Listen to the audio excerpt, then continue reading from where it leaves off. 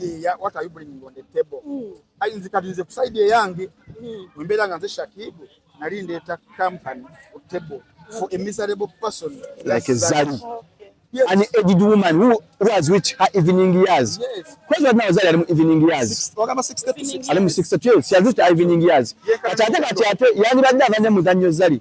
N'afuna Shakibu amugumiikiriza amanyi pressure kuba bweti amasanyiza okusanyala buli letaaga okumyansa Zari amagumba gamumyansa alimefuna ate muntu mulala agenda mu kati Shakibu adagumidde busaa mwenda Zari aluma awo nga ensonga tezituukiddwako tetumayiwe bwakoma ebintu bya Zari ne Shakibu bannange byakomawa bayawukana divorce yaluma kiki ekituufu.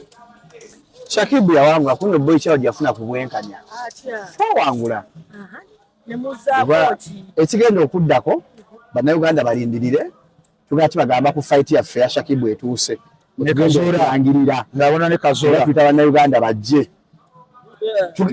wandi badde kagenda back explode tugende breakingira wala mawulire agajja bakyali bombi bayawo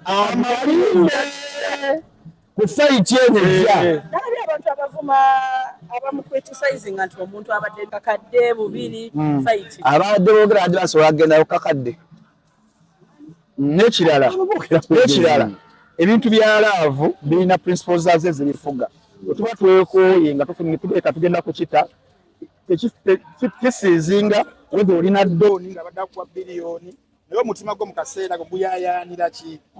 So abantu bangi nnyo abalina enjegere ezo mu bufumbo nga baliyo lwa kasanfunayo koka akamotoka amafuta famire egira bulungi twambala bulungi tukola tutya naye nga oli mu busibe okitegeera. So tukitwala nti mwalwaniridde sister mbadde mu kitereeze batusake ekintu ekyo kya sister bannange oli boy child musajja muggomevu musajja njasa biggu agenda kuba Kazola tulwanirire boy child weyali amukwana yali amusuubira aleete ki yali amukwana yali agala aleete ki what are you bringing on the table? Nze ku side yange wembera nga nze Shakibu nali ndeeta company on table for a miserable person like Zari. An aged woman who has reached her evening years. Yes. Because now Zari ali mu evening years. Ogamba 60 to 60. Ali mu 62. She has reached her evening years. Kati ate yani badde avanye muzannyo Zari. N'afuna Shakibu amugumiikiriza amanyi pressure kuba bweti amasanyiza okusanyala buli letaaga okumyansa Zari amagumba gamumyansa alimefuna ate muntu mulala agenda mu kati Shakibu adagumidde busaa mwenda Zari aluma amannyo ng'amanyi engeri amutetenkanyaamu. So Zari yeetereze bamulwanirira sister munna boy child tulwanirira twawangudde twebaza Katonda netwalumeze mwamugjeyo omwana alina future ey'amaanyi kati abala ate balina ssente ngodda kunkanga omuntu ekana yaliwo nga Uganda bajja enyonyi gyaka bagisa bambusa ya Uganda ng'akuba akalulu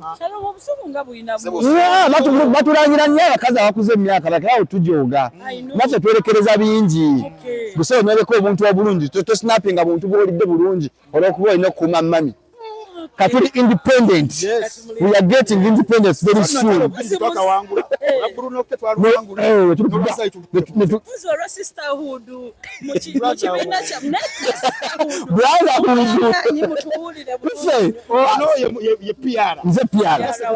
Senga omuntu yenna abafunye omukyalo omukulu amusumbuwa oba omukyala amusinga kasente tuba tulina okukuyirawo omubiri. Tugwa naawe tuwangula naawe. Twogereko ku sister munnammwe era